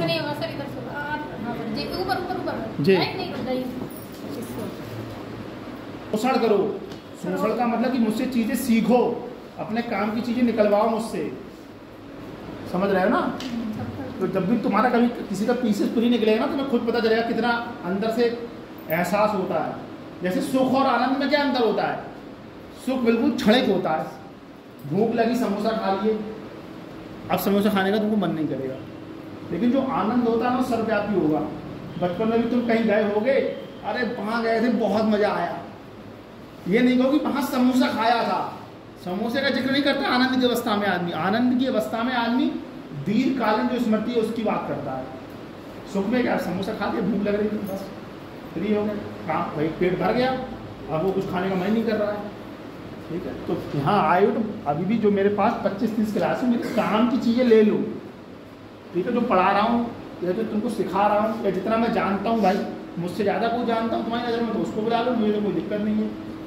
मैं तो चाह रहा हूँ कि जहाँ से तुम्हारा अधिकतम भला हो जाए उस आदमी से पढ़ लो। मैं तो इस चीज़ का समर्थक हूँ, और मैं तुमको मैं तो कोई ईमानदारी से बता रहा हूँ, क्योंकि मेरे भी पेपर लगे हुए ना प्रोफेसर वाले, तो मुझे तो बड़ा कठिन लग रहा है आना। क्योंकि यार यहाँ सुबह उठो 4 बजे, फिर अपना स्नान करो, पूजा करो, आओ यहाँ पर, तो 7-8 घंटे ऐसे ही रोज खराब हो जाते हैं। और पेपर लगा है प्रोफेसर का, अब यहाँ पढ़ाना भी 30 अप्रैल तक क्लास है, तो छुट्टी भी लेता मैं, ठीक है। तो मैं पढ़ा रहा हूँ, तुम लोग आराम से पढ़ो, काम की चीज़ें सीखो। यहाँ आके ना क्लास में बैठ के बातें मत करो बिल्कुल भी यार, जितनी समस्या है क्लास के बाहर निपटा के आओ कि पेन नहीं है, कापी नहीं है, बोतल नहीं है, ये नहीं है, वो नहीं। यहाँ चुपचाप शांति से बैठो, क्योंकि मैं क्या चीज़ सोच रहा हूँ तुम्हें कौन सी लाइन काम की बता दूँ, भाई कोई पता थोड़ी है कि भाई टीचर के दिमाग में क्या आया, क्या सीख के आया हूँ, क्या तुम्हें बता दूँ मैं। अब जो तुम्हें पढ़ा रहा हूँ उसके लिए 3-4 किताबें पढ़ी मैंने रात में पहले बैठ के, 4 बजे उठा 6 बजे तक पढ़ा बैठ गई कि भाई बच्चों को पढ़ाना, क्या काम की चीज़ें पढ़ाना है। एकदम कि आए उठा के चल दिए, लिखवाना शुरू कर दिया। इस नोट्स में जितनी चीज़ें ना तुमको 80% तो लिखाता ही नहीं हूँ मैं, क्योंकि मुझे पता नहीं तुम्हारे काम की है नहीं, पेपर में तुम्हें ये लिखना ही नहीं है। पेपर में तो 8 मिनट का समय रहता है, 8 मिनट का। नैतिकता से आप क्या समझते हैं, राजनीतिक अभिव्यक्तियों का उल्लेख कीजिए, पढ़ा और लिखना शुरू। आपने पेन चलाना शुरू किया, 3 घंटे के बाद रुकेगा, और उसमें से भी छूटता है। तुमको 20 के 20 क्वेश्चन अगर आ रहे होंगे ना तो भी छूटेगा। चाहे तुम किसी क्वेश्चन को मिनिमाइज करो, कुछ भी करो तुम, क्योंकि जो एथिक्स वाला वो पेपर 3rd नंबर था, उसमें मेरे 2 क्वेश्चन खुद छूटे हैं, मुझे खुद पता है। लिखने को 20 क्वेश्चन लिख दो, उल्टा सीधा लिख के आओगे, लेकिन वो क्वेश्चन जो बनाने वाली कमेटी होती है ना, वो ऐसा क्वेश्चन बनाती है कि लड़के 3 घंटे में लिख पाए। ऐसा थोड़ी क्वेश्चन बना के लिख के भेज दिए कि आपको उत्तर देना है। तो जो पेपर बनाने वाली कमेटियाँ होती है ना, वो बैठती है कि ये क्वेश्चन कितनी देर में लिखा जा सकता है, ये क्वेश्चन कितनी देर में लिखा जा सकता है, ठीक है। तो बिल्कुल तुम जब कभी मेंस अगर देने को मिल जाएगा, मौका मिले, या जो वो जज सब थे जो जज पे चयनित हुए, हो सकता है कभी आ जाए, तो उनसे पूछना, जब उन लोगों ने तुम्हें कभी बताया होगा भाई, वो भी अगर जज बने हैं तो उन्होंने भी PCS की परीक्षा निकाली है, ऐसे थोड़ी कि ऐसी लगा है। और उस व्यक्ति ने उसमें पढ़ाया है ना, तो विश्वास मानो कि बहुत ज्ञान होगा उस आदमी के पास। तुम्हारे सामने उसने चीज़ों को जाहिर भले ही ना किया हो, तुमको ना बताया, लेकिन जिसने जज की परीक्षा निकाली है बहुत पढ़ा होगा वो आदमी, तुम ट्रस्ट कर लो उस पर।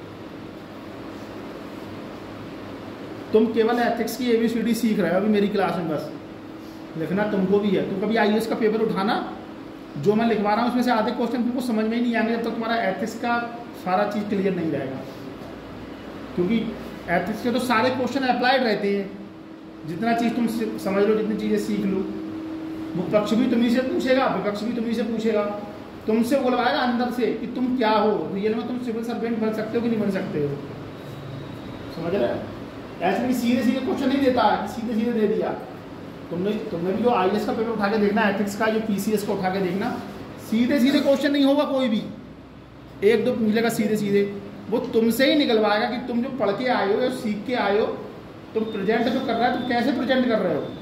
भाई कल को दंगा हो गया, या कहीं हो गया तो आपका एथिक्स का लेवल इतना कमज़ोर है, कहीं कोई मामला या घटना घट गई, अरे चलो पैसा दे दो तुम निपटा दो, तुम तो ऐसे निपटा दो पकड़ के, लेकिन तुम बनोगे ही नहीं। सीधी बात तो ये है, जब तक तुम्हारे एथिक्स का लेवल अच्छा नहीं रहेगा अंदर से, क्योंकि आदमी जो जैसा सोचता है ठीक वैसा ही बनता है वो।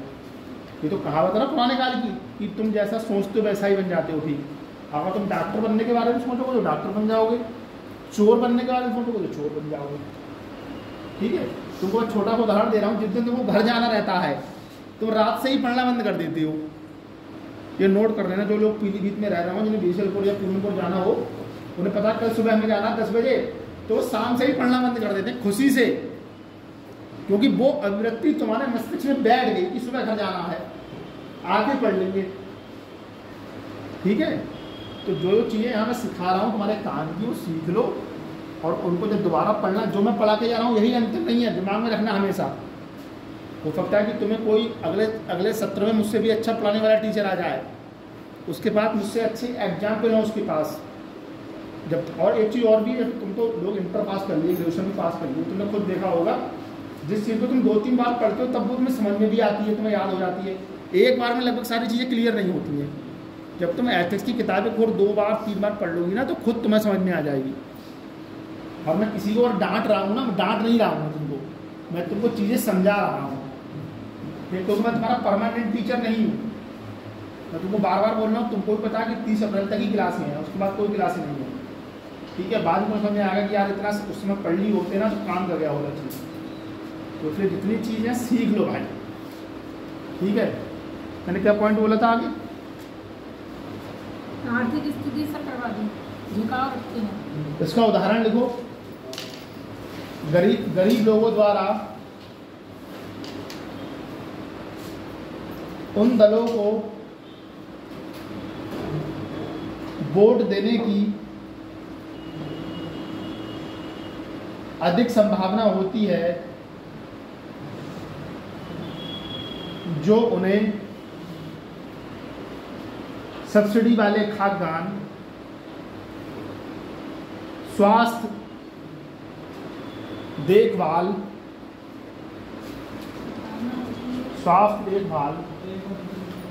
शिक्षा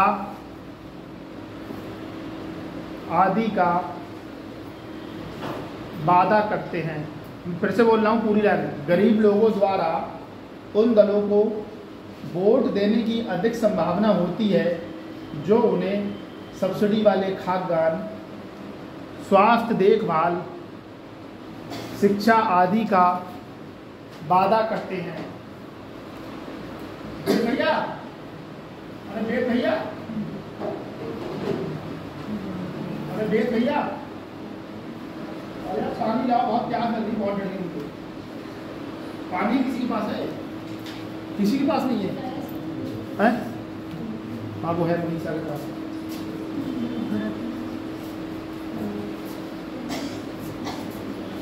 उसमें पानी सही आता है? अच्छा सही है, ठीक है। अगला पॉइंट आ रहा, राजनीतिक अभिवृत्ति का महत्व। राजनीतिक अभिवृत्ति का महत्व।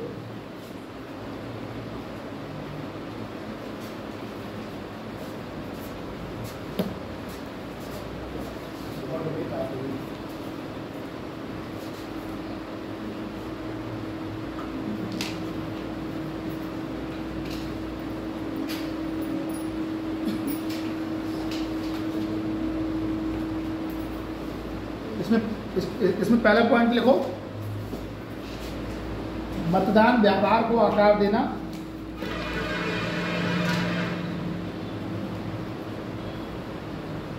मतदान व्यवहार को आकार देना। पॉइंट नंबर 2 लिखो, राजनीतिक भागीदारी का निर्धारण।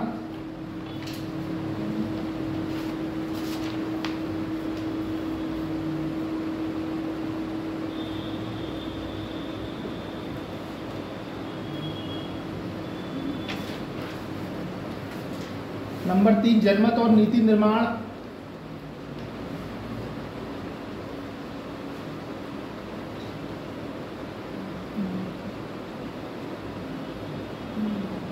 नंबर 4 लिखो।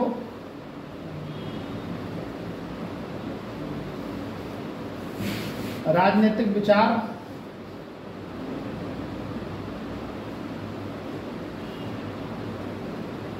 व्यक्ति की पहचान की भावना को, राजनीतिक विचार व्यक्ति की पहचान की भावना को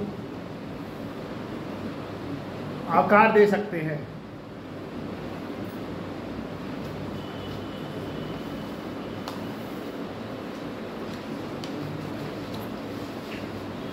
तो तुम लोग बनने बाद तुम सिविल सर्विस की तैयारी कर रहे हो ना,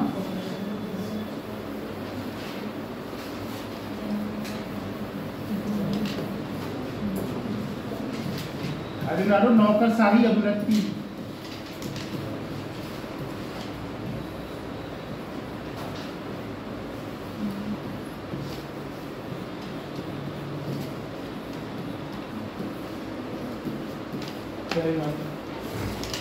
देख बेटा इसमें पानी जाना है, ठीक है, उसमें से जाना है। चले जाओ, तुम चले जाओ, जाओ चले जाओ है। इसको बंद करना 1 मिनट के लिए, यहाँ से ना। देखो नौकरशाही अभिव्यक्ति, देखो इसका तात्पर्य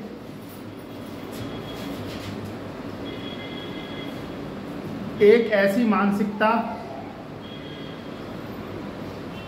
या दृष्टिकोण है जो किसी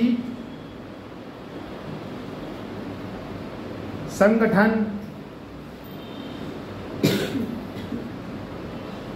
या संस्था के भीतर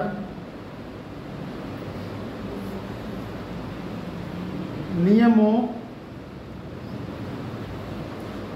प्रक्रियाओं और औपचारिकताओं के अत्यधिक पालन से संबंधित होती है।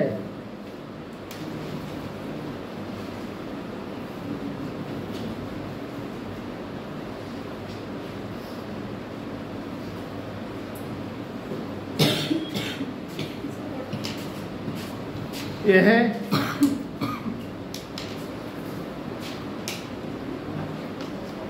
दिशा निर्देश, हाँ चेंज हो गया, ये किसका है? अच्छा देखो, ये दिशा निर्देशों और बी नियमों को, बी नियमों लिख देता हूँ, बी नियमों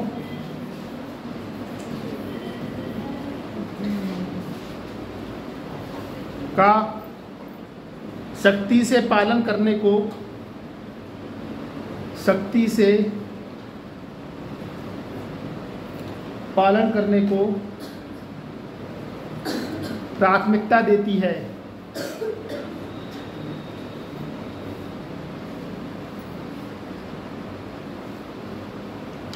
यह दृष्टिकोण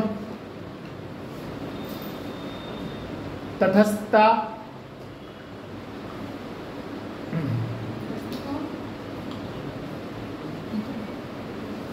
ये दृष्टिकोण तटस्थता, वस्तुनिष्ठता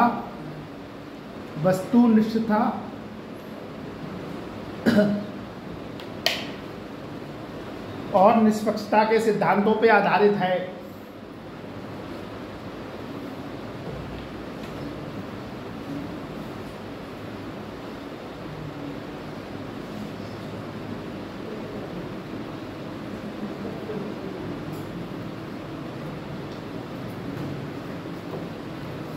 लिखो नौकरशाही अभिव्यक्ति की विशेषताएं।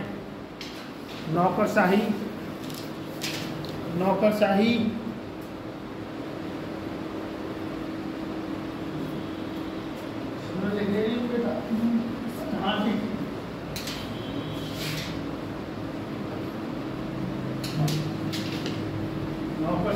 अभिव्यक्ति की विशेषताएं।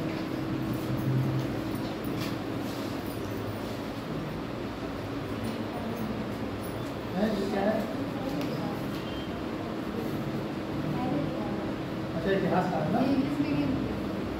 अच्छा इंग्लिश मीडियम है, वाह बहुत बढ़िया, वेरी गुड। अच्छा कोई और कोई इंग्लिश मीडियम से है? चलो तुमको बता दूंगा एक किताब बढ़िया वाली, ठीक है, खरीद लेना उसको अगर मन हो तो, नहीं तो कोई बात नहीं। और कोई इंग्लिश मीडियम से कोई? कौन है? अच्छा वो इंग्लिश मीडियम की है, तो समझ में आता है तुम्हें? अच्छा कुछ नहीं, एक शब्द लिखने में थोड़ी होता है इंग्लिश में, तो पूरा ही लिखने में। अच्छा अच्छा देखो पहला पॉइंट इसमें, नियमों के अनुसार निर्णय लेना, नियमों के अनुसार निर्णय लेना।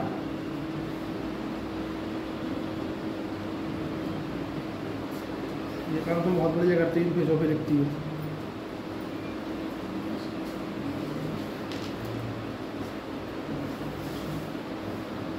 जो तुम लोग रफ कॉपी में लिखते हो घर जाकर फेयर करते हो नहीं इसको? यस सर, सब क्या करते हैं?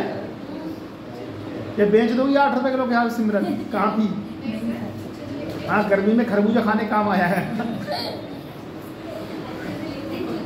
हैं? नियमों के अनुसार निर्णय लेना। पॉइंट नंबर 2 लिखो, प्रत्येक चरण का पालन करना। पॉइंट नंबर 2 लिखो, प्रत्येक चरण का पालन करना। अब मैं कुछ पैसे का इंतजाम कर रहा हूँ ताकि तुम्हें समोसा वमोसा दिलाया जा सके। 1000 रुपये हो जाएंगे ना, बहुत हो जाएंगे। हाँ चरण चरण भाई साहब आप बताएं, 2 समोसा कोल्ड ड्रिंक अगर कैसा रहेगा? पॉइंट नंबर 3 लिखो, जनता की राय को कम महत्व दिया जाना। जनता की राय को कम महत्व दिया जाना। मनीषा जी 5 समोसे कम दिखाई नहीं पड़ता। जनता की राय को कम महत्व दिया जाना। वो सर्राम से नहीं आ रहे, कोई दिक्कत है क्या उन्हें? हाँ सर, उन्हें कोल्ड हो गया, मैंने कल मैसेज किया। उन्हें कोल्ड हो गया? मैंने कहा भाई आप आ नहीं रहे, मुझे कोल्ड हो गया। कोल्ड? जुकाम हो गया। अरे हाँ समझ रहा हूँ, मैं समझ रहा हूँ यार, मैं समझ रहा हूँ।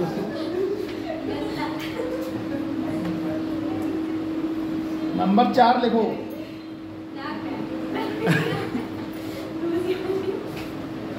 नोजिया नहीं। चरण सिंह तुम्हारी नोजी आई कभी? पॉइंट नंबर 4 लिखो। सर मिश्रा जी भी नहीं आया है। मिश्रा जी मुझे बता रहे थे कि उन्होंने अकेडमी में एडमिशन ले लिया है। हाँ मिश्रा जी कह रहे थे हमारा घर इधर है। कौन? नहीं आते हैं, और नहीं आए तो हम क्या, हम रोक लें किसी को? अब हम ही नहीं आएंगे तो रोक लोगे हमें आने से? भाई मैं नहीं आऊंगा तो रोक लोगे तुम लोग क्या? नहीं आऊंगा। निर्वाचित अधिकारियों के साथ टकराव। अरे पॉइंट नंबर 4 देख लो, निर्वाचित अधिकारियों के साथ, निर्वाचित अधिकारी, अरे निर्वाचित अधिकारियों के साथ टकराव। मेरा दोस्त आने वाले को रोज फोन करता है, अभी सिमई बची हुई है, सिमई बची हुई है, आजा आजा। अब मैं पहुंच ही नहीं पा रहा हूँ घर गाँव।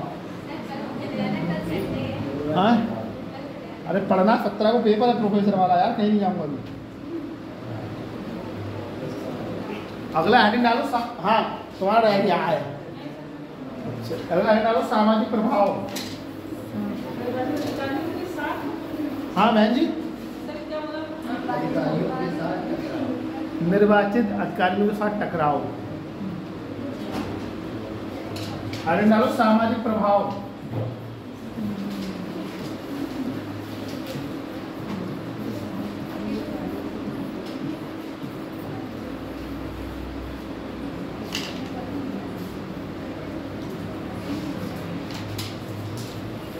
ये तो हाँ हमारा मामला सही है, रात में मौसम ठंडा रहता है, दिन में बढ़ती गर्मी, ठंड गर्मी जैसे।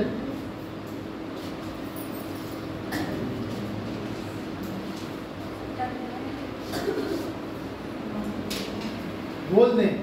अच्छा मनीषा मैं तुम्हारा ध्यान रखा हूँ, चिंता मत करो। इसमें देखो ये दर्शाता है कि ये सामाजिक प्रभाव वाला क्वेश्चन पूछा है मीन्स में एक बार, ठीक है। ये दर्शाता है कि व्यक्तिगत विचार,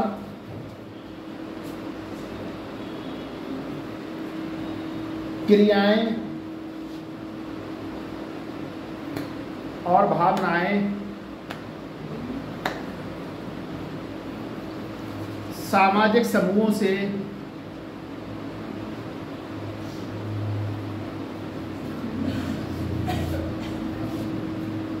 कैसे यार नोजी वाली बातें आगे आ रही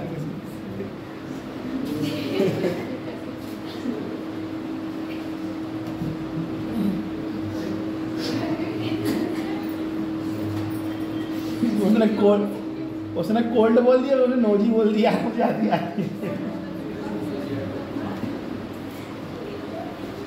एक हमारी बुआजी है ना परिवार में, तो उनकी शादी हुई 2017 की बात बता रहा हूँ, 17 था। तो उन्होंने अपने हस्बैंड के पास फोटो डाला और लिख दिया बेस्ट हबी इंदाबाद, बेस्ट हबी इंदाबाद। हमारा परिवार बहुत बड़ा, 250-300 लोग हैं उसमें,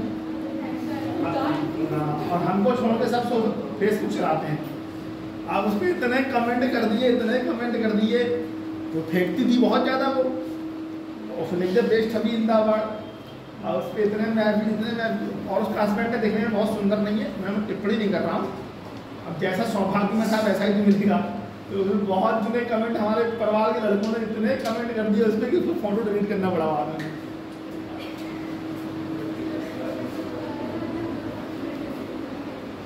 क्या लिखवाया था मैंने?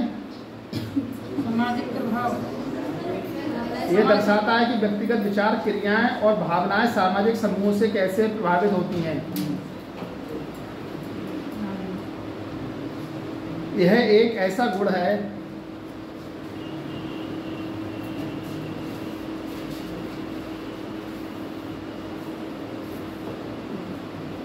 जो समाज में अन्य लोगों के साथ परस्पर व्यवहार के परिणाम स्वरूप किसी व्यक्ति के कार्यों,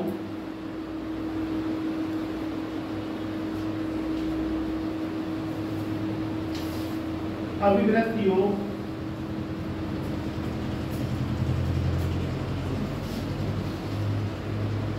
और भावनाओं में बदलाव ला सकता है।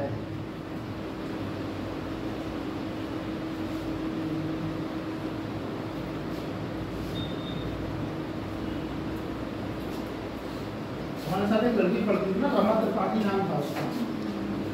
तो क्या हुआ कि सर अटेंडेंस ले रहे थे, तो जैसे प्रॉक्सी सेंट्रल यूनिवर्सिटी पढ़ोगे ना तो टीचरों से, क्योंकि बीए से ही पढ़ाते हैं, एक टीचर की 2-3 क्लास लगती है, हॉस्टल के पीछे टीचरों का घर होता। तो क्या हुआ कि उसकी क्लास अटेंडेंस लग रही थी, तो एक लड़का था राम कुमार नाम का, तो उन्होंने कहा रमा त्रिपाठी, तो उसने कह दिया कि सर आज वो नहीं आएंगी। भाई उसको अब बच्चों को तो मजाक बनाना था उसका, पीछे से कह रहा तुझे बहुत बताया आएगी नहीं आएगी। अब उसका नाम बच्चों रख दिया रमा त्रिपाठी, रमा त्रिपाठी, ये बात से रमा त्रिपाठी ही रहा। अब बाद में क्या हुआ कि जैसे कोई लड़की नहीं आती थी तो सब पूछते थे कि नेहा कुमारी कहाँ है, तो सब कहते थे सर वो रमा त्रिपाठी को बता हुआ नाम था उसका, वो हॉस्टल में रहता था, थोड़ा सीधा बच्चा था। उस दिन बोल दिया होगा बेचारा मजाक में ध्यान से, जैसे जैसे बोल दिया नोजी आ रही है तो मुझे तुम्हें मनीषा नोजी आई है कभी? नाक बहना, जैसे शुद्ध भाषा में नाक बहना। देखो सामाजिक प्रभाव, सामाजिक प्रभाव। अब सिमरन बहुत मारेगी सानिया को, पक्का मुझे पता है। तुम किसकी दोस्त हो, इसकी दोस्त हो कि इसकी दोस्त हो? पहले आज ये बता दो। हाँ, किसकी ज्यादा बेस्ट फ्रेंड? सिमरन किसको खिलाई तुमने? सिमरन नहीं खिलाई तुमने से, तब मित्रता पक्की है ही नहीं। सामाजिक प्रभाव हमें यार मुझे प्रदीप सर ने जोड़ा नहीं यार ग्रुप में। सामाजिक प्रभाव हमें सकारात्मक काम करने के लिए प्रेरित कर सकता है, जैसे दूसरों की मदद करना या स्वयं सेवा करना।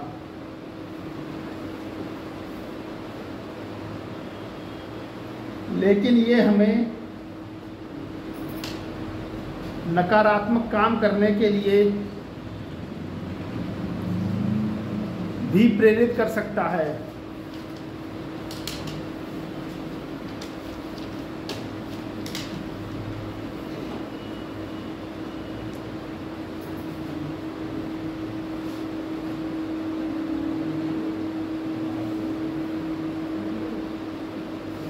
हेडिंग डालो,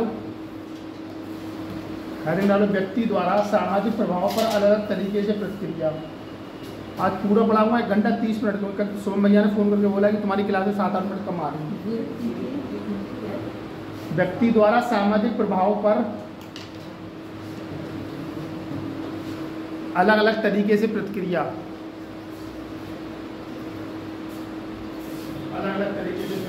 सोम भैया ने पढ़ाया तुम लोगों को कभी है? अच्छा, सोम भैया ने पढ़ाया है।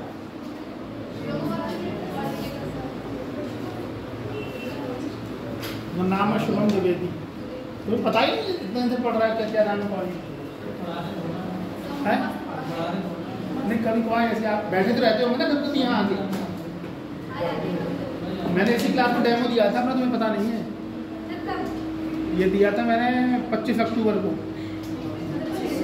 तुम में कोई था ही नहीं, खाली वीडियो बन रही थी बस। 25 अक्टूबर दिन था। व्यक्ति द्वारा सामाजिक प्रभाव पर अलग तरह की प्रतिक्रिया। इसमें पहले लिखो अनुपालन।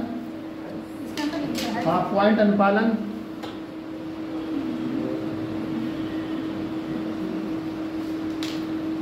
बिना किसी दृढ़ विश्वास के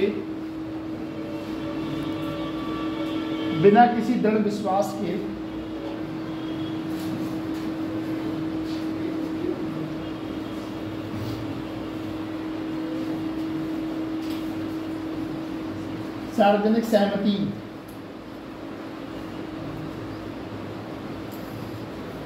उदाहरण, जब किसी व्यक्ति का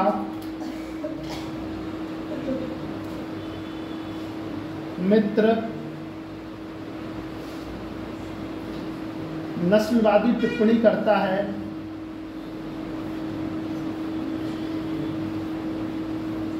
तो वह चुप रहता है।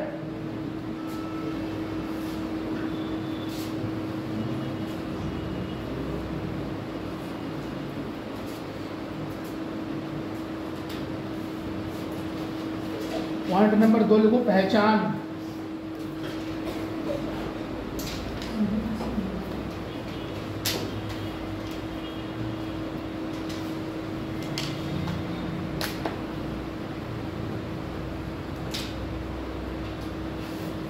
किसी प्रशंसित व्यक्ति की नकल करने के लिए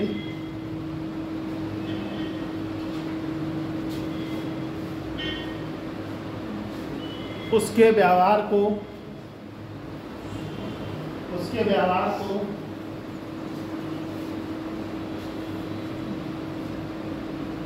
अपनाना।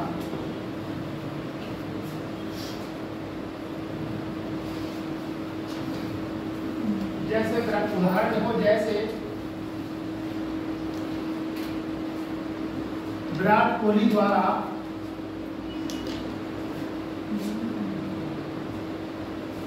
प्यूमा कंपनी का प्रचार करने पर,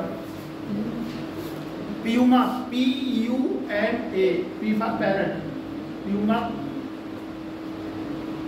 कंपनी का प्रचार करने पर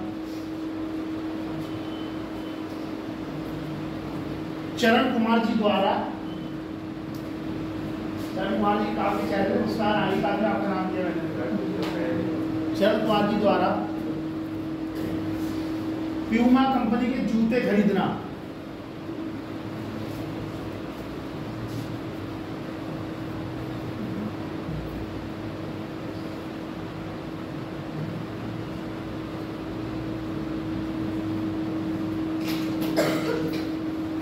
लोग कोका कोला का एडवर्टाइज आता है ना, डर के आगे जीत है, गला सबका सूखता है। हाँ इतना थोड़ी याद रखा हूँ, लेकिन वो पहाड़ पे गाड़ी गिरते गिरते बसती है बिल्कुल। हाँ ऋतिक रोशन होता है बिल्कुल, मतलब एक सेकंड का भी नैनो सेकंड हो जाए तो गिर जाए वो भाई। माउंटेन ड्यू ऐसे देखा तुमने, माउंटेन ड्यू, कोका कोला, और वो ऑरेंज वाली जो आती है ना, इस तरीके से प्रचार होता है उसका, फैंटा।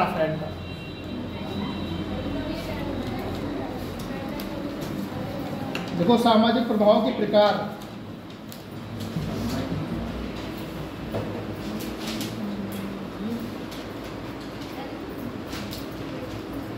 सामाजिक प्रभाव के प्रकार।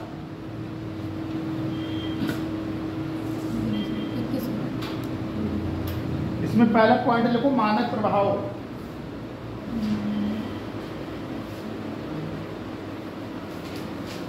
देखो एक व्यक्ति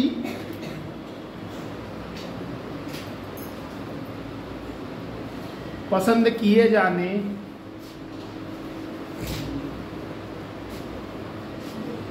और स्वीकार किए जाने के लिए भीड़ का अनुसरण करता है।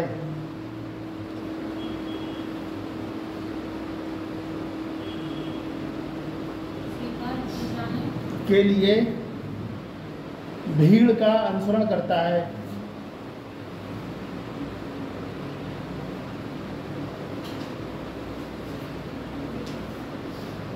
पॉइंट नंबर 2 देखो सूचनात्मक प्रभाव।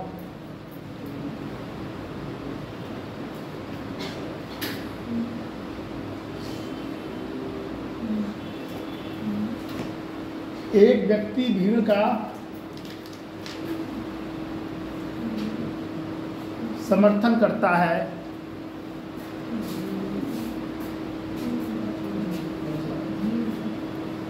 एक व्यक्ति भीड़ का समर्थन करता है क्योंकि उसे लगता है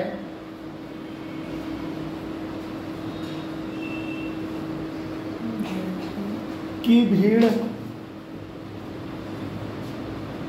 उससे ज़्यादा जानती है।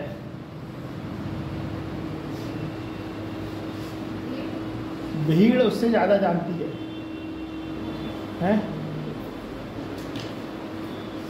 मान लीजिए चरण कुमार जी गांव में चोर आ गए, कुछ लोगों ने पकड़ लिया। अब चरण कुमार जी डंडा लेके दौड़ गए उसके पीछे, पता ही नहीं क्या मामला, पहले पीट लिए, उसके बाद पता चला, होता है ना, पहले कहते हैं हाथ साफ करना, पहले पीट पिटाई लगा दी, उसके बाद मामला क्या था। इसमें देखो,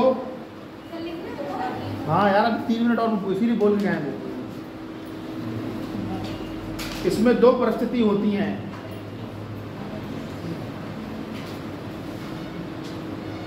जब व्यक्ति को ये पता नहीं होता है कि उसे क्या करना है,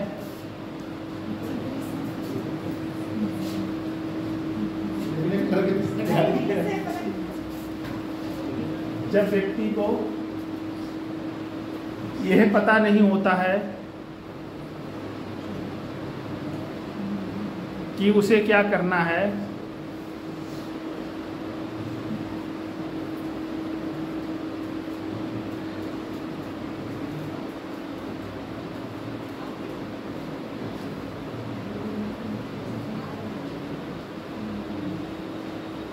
पॉइंट नंबर 2,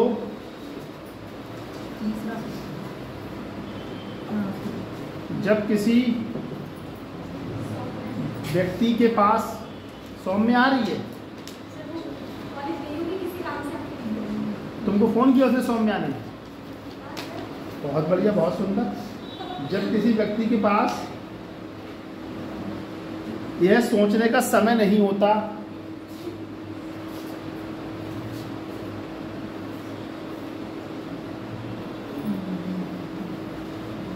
कि क्या करना है।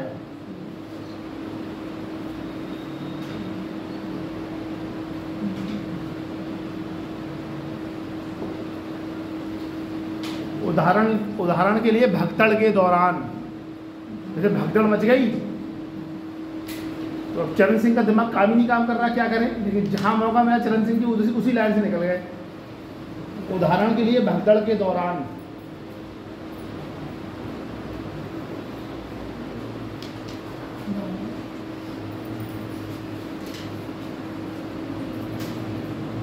ये हेडिंग डाल लेना केवल, ठीक है। बस इसके बाद अब कर ये हेडिंग डाल लो, सामाजिक प्रभाव के सिद्धांत। के दौरान बस हो गया। तुम्हारा दिमाग काम नहीं करता है, तुम्हारा दिमाग काम नहीं, जैसे हंसा देवी के दिमाग काम नहीं किया, भगदड़ हो गया, अब क्या करें भाई, जहाँ मौका मिलकर वहाँ निकल जाता है आदमी। ये हेडिंग डालो, सामाजिक प्रभाव के सिद्धांत।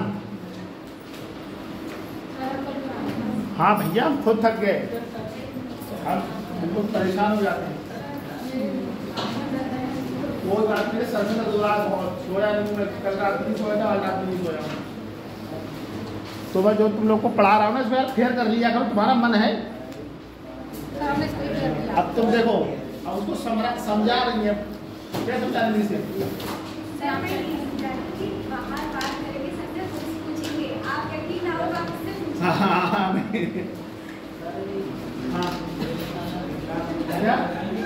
पीपीपी पब्लिक प्राइवेट पार्टनरशिप, सार्वजनिक निजी साझेदारी होता है। जैसे कोई काम होना है तो हाँ चलने में कोई दिक्कत नहीं।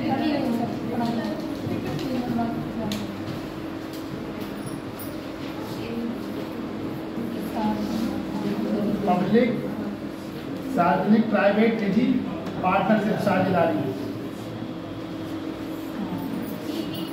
हाँ पीपीपी पीपीपी पीपीपी।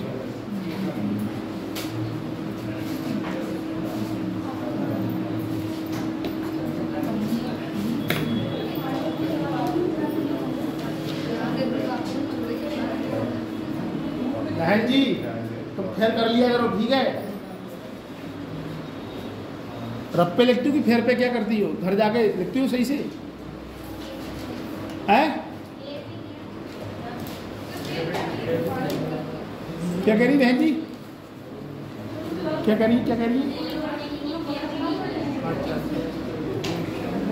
चलो इसको चेक करेंगे हमें क्या है। सर ऐसे नहीं होगा सर, हाँ